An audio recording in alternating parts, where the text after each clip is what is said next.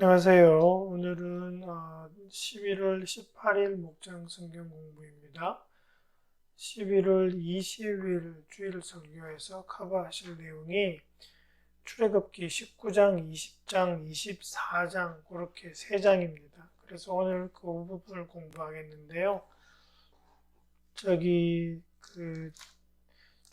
19장을 보시면 그 내용이 이제 이 이스라엘 백성들이 시내산에 도착하는 장면입니다.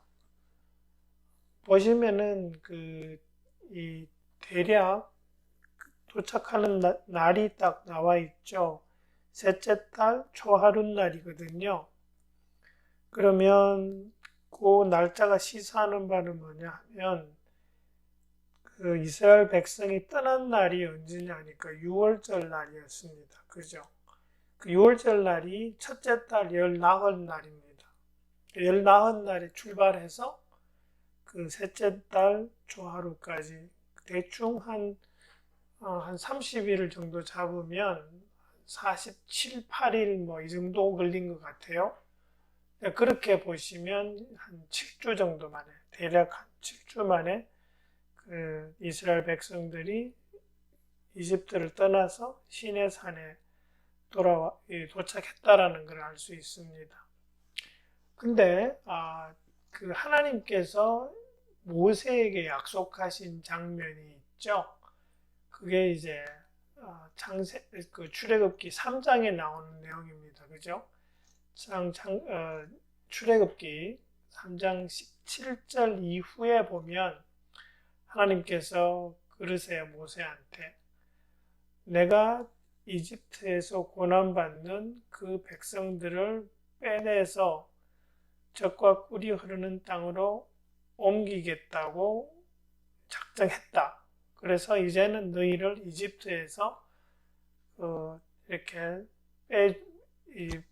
탈출시켜 주겠다라고 말씀하세요. 근데 이제 그 말씀이 이제 이루어지는 거죠. 그러니까 하나님이 출애굽시키신다는 그 약속은 이루어지고 또 하나가 더 있다면 아브라함에게 하신 약속이 있죠.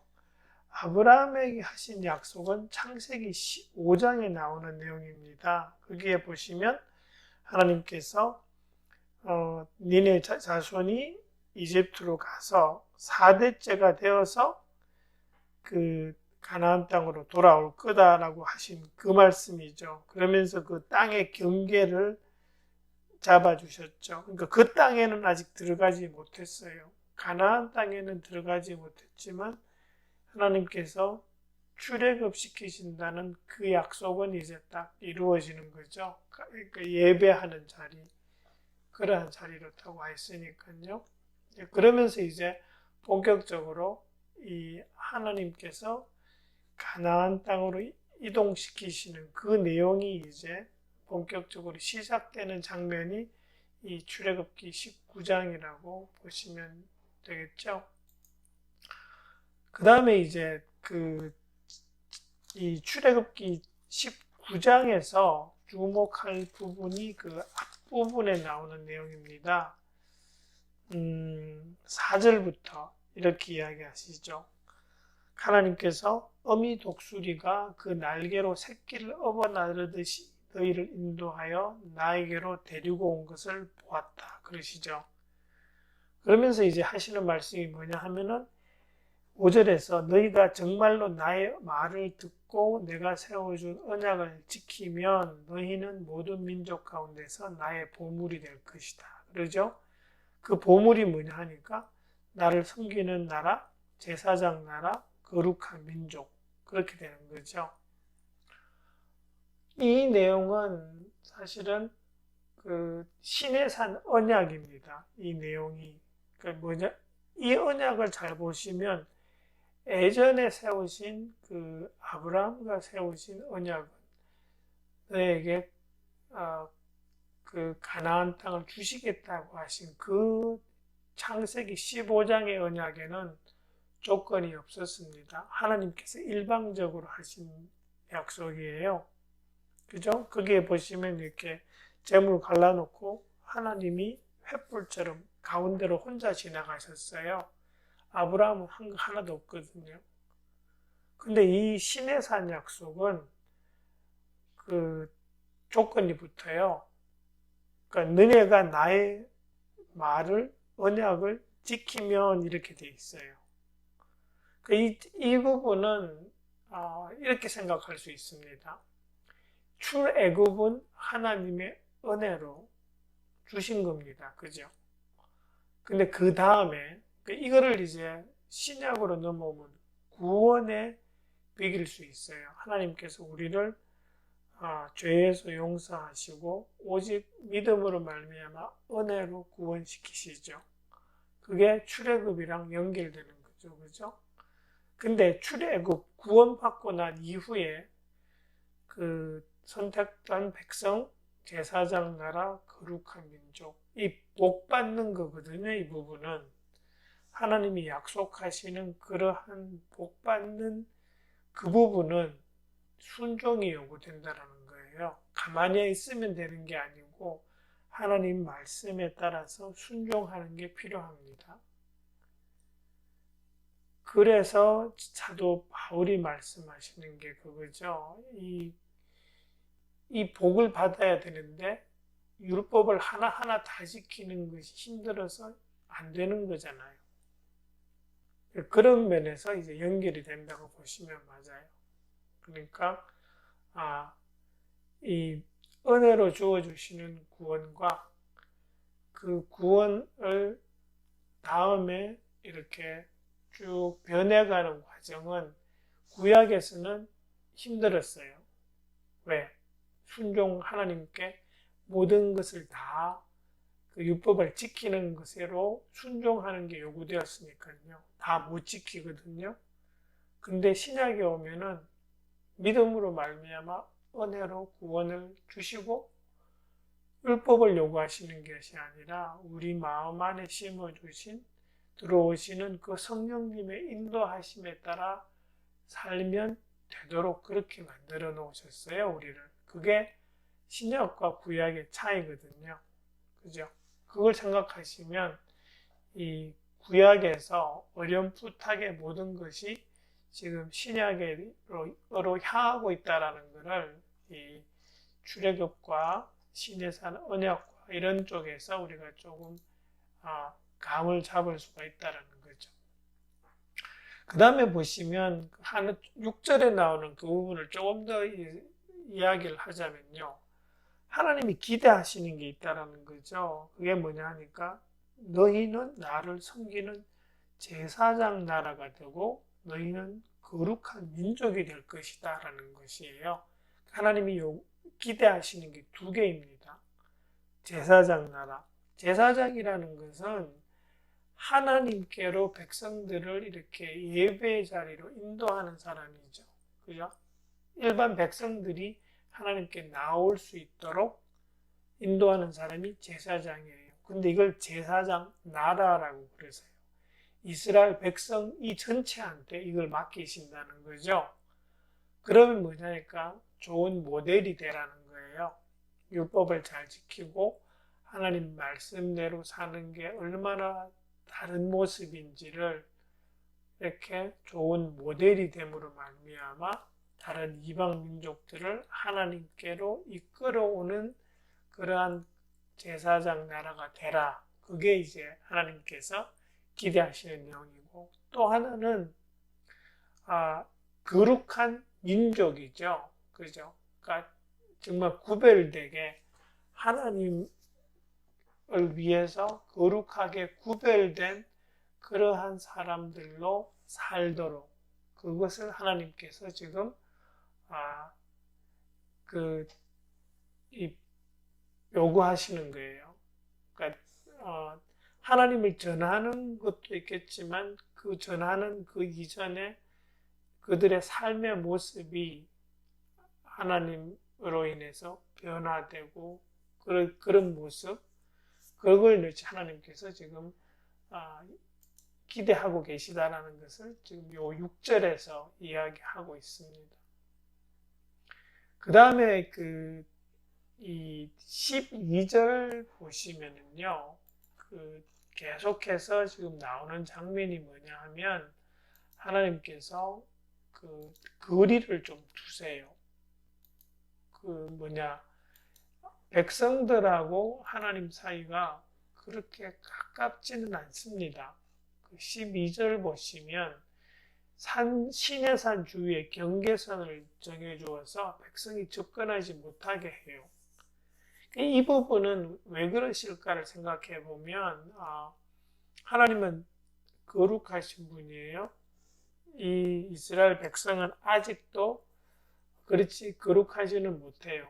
하나님께서 거룩하게 변화시키려고는 하시지만 거룩한 백성은 아닙니다. 아직. 그죠?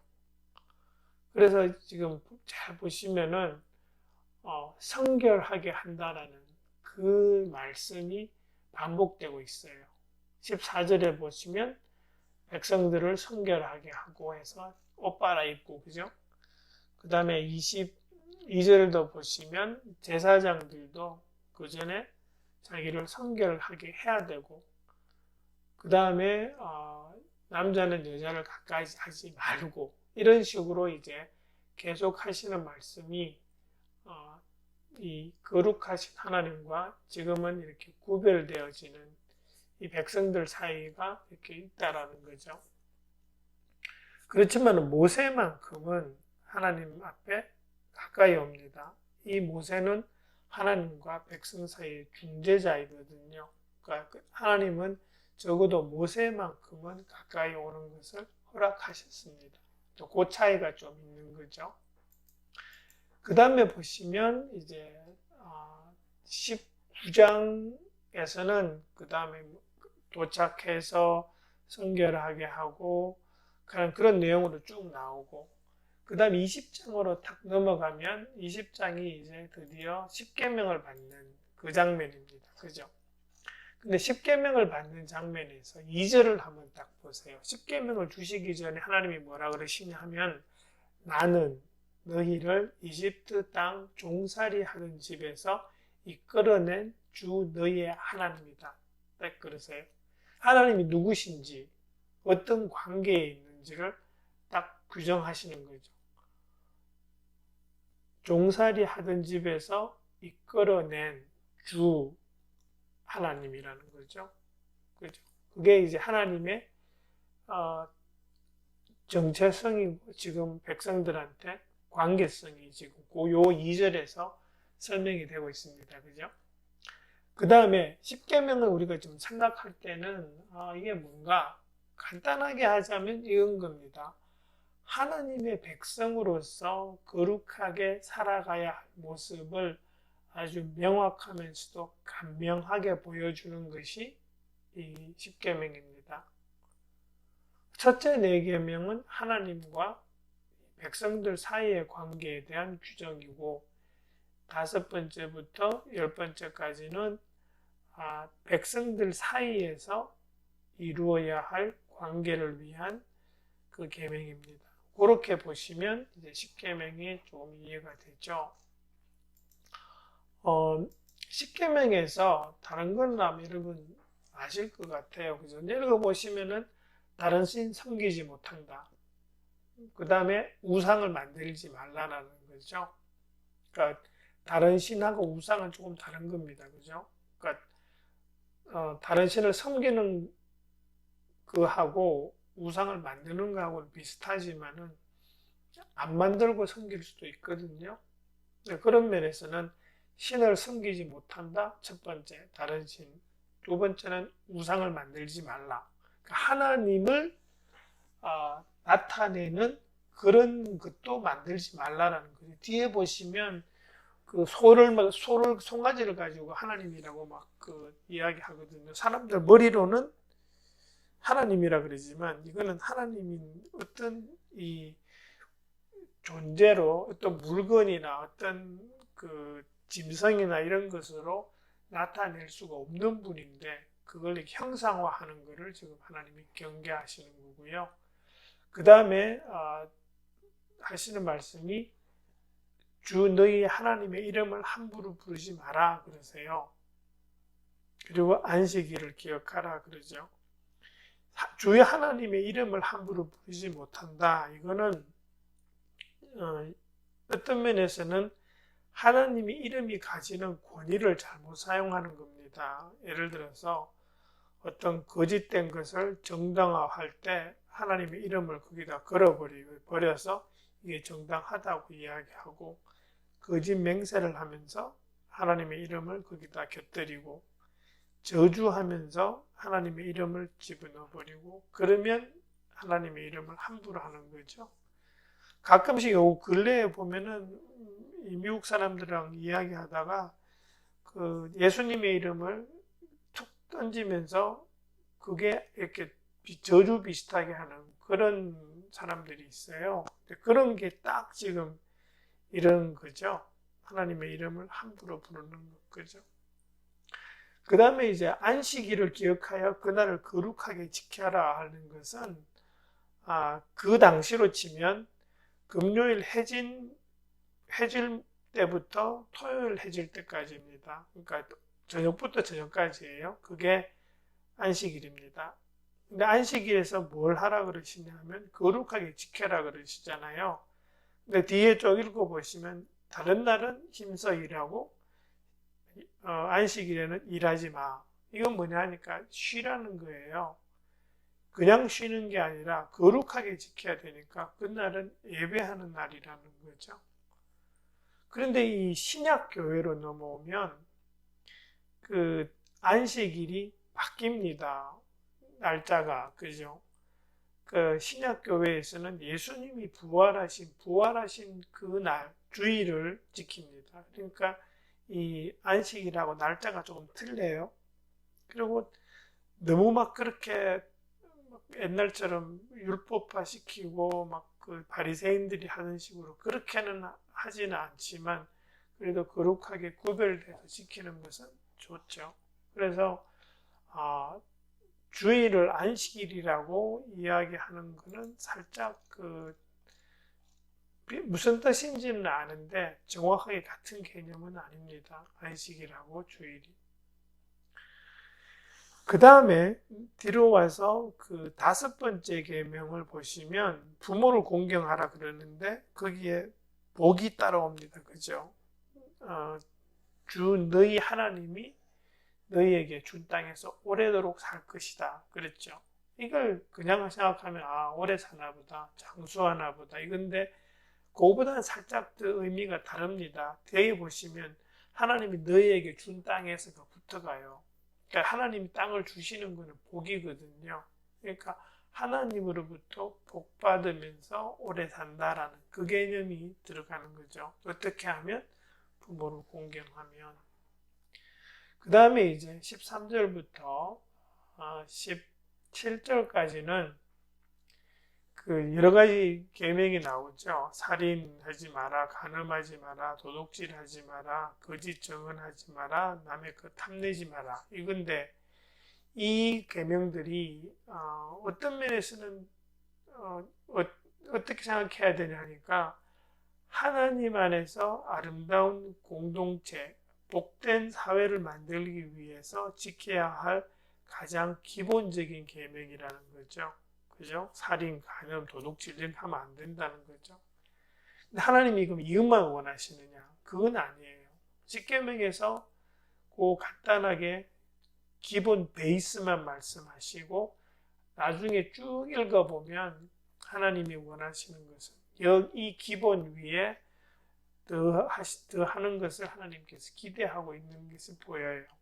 그래서 이것만 지키면 대가 아닙니다. 그죠? 그거 생각하시면 되고, 또 하나 생각해 볼 것은 십계명은 옛날 거란 말이죠. 구약 때. 근데 이게 오늘날에도 유효한가? 우리가 이걸 지켜야 하는가라는 그 생각을 하는데 yes and no입니다. 그죠? 이걸 율법적으로 지키는 것은 예수님께서 싫어하셨습니다. 근데 다른 면으로 보면 이 십계명을 왜 주셨냐를 생각해 봐야 되는 거죠. 하나님께서 이걸 주신 목적은 백성들을 하나님의 백성답게 살도록 하시려고 주신 거예요. 그리고 하나님과 하나님 백성 사이의 관계성은 변함이 없습니다. 지금도 똑같은 관계예요. 하나님과 우리 사이의 관계는 아버지와 입양된 자식들 사이의 관계죠. 그러니까 지금 사회적인 배경은 다르라도 그 안에 있는 근본 취지와 목적은 변하지 않았다라는 거죠. 그래서 우리가 그게 생각을 해서 막 바리새인처럼 지키는 것이 아니라 적어도 하나님에 대한 어떤 감사와 또 하나님에 대한 우리의 사랑의 표현 그리고 믿음의 표현으로 우리가 지킬 수 있다라는 거죠. 그 다음에 보시면 20장에서 그 나오는 17절 이후에 보시면은 이렇게 막 그 연기도 나고 뭐 번쩍번쩍 그리고 천둥 소리 들리고 이러죠, 그죠? 그게 이제 21절까지인데 22절부터 갑자기 내용이 확 바뀌어버리죠. 율법이 나오기 시작합니다, 그죠? 20절, 20장 22절부터 그래서 그 계속 법에 관한 내용이 23장까지 지속됩니다. 그러다가 24장에 탁 들어오면 갑자기 또 주님께서 모세에게 말씀하셨다 그러면서 너는 아론과 나답, 아비후와 이스라엘 장로들을 데리고 나 주께로 올라와라 이런 말씀이 나와요. 이게 뭐냐 하면 실질적으로 24장은 20장 21절 뒤로 들어가야 된다는 거죠. 그게 순서가 맞아요. 근데 보시면 중간에 이렇게 율법 몇 가지가 푹 들어오면서 21, 22, 23, 그 세 장이 툭 들어오고 그 다음에 다시 내용적으로는 24장으로 연결되지만 연결 포인트는 20장 21절 이후라는 거죠. 이게 또 보면 보이시죠, 그죠? 이렇게 하나님과의 어떤 거리가 유지되는 게 보이고 또 그것도 세 단계죠. 그 백성들은 저 멀리 있고 아론과 그 아들 또 70명의 장로는 좀 가까이 오고 모세는 더 가까이 오고 이제 그렇게 되어 있는 것이 보이는 그런 장면이고요. 24장에서 잘 보시면 그게 피 뿌리는 대목들이 나옵니다. 그죠? 6절부터 해서 그 피 받아가지고 제단에 뿌리고 그렇게 되고요. 또 8절에 보시면 백성한테도 뿌려요. 근데 그 때가 언제냐 하니까 7절 이후에요. 7절 이후에 언약의 책을 읽고 백성들이 하나님께 이 약속 지키겠습니다라고 맹세하고 그 다음 피를 뿌려요. 그러니까 이 피는 뭐냐 하니까 피는 죄를 용서하는 그런 의미가 있고요. 깨끗하게 하는 의미가 있어요. 여기에서는 깨끗하게 하는 의미인데 어떤 거냐 하니까 그 백성들이 지금 이 하나님 앞에서 언약을 지키겠다고 맹세했단 말이에요.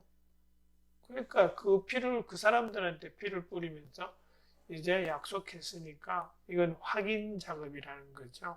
그렇게. 그래서 보통은 피 뿌리면 어떤 죄 용서나 또 깨끗하게 하는 그런 것도 있지만 이때만큼은 7절 이후에 나오는 내용은 하나님 앞에서 언약한 것을 지키겠다고 하는 그에 대한 확인이라고 보시면 제일 맞는 것 같습니다.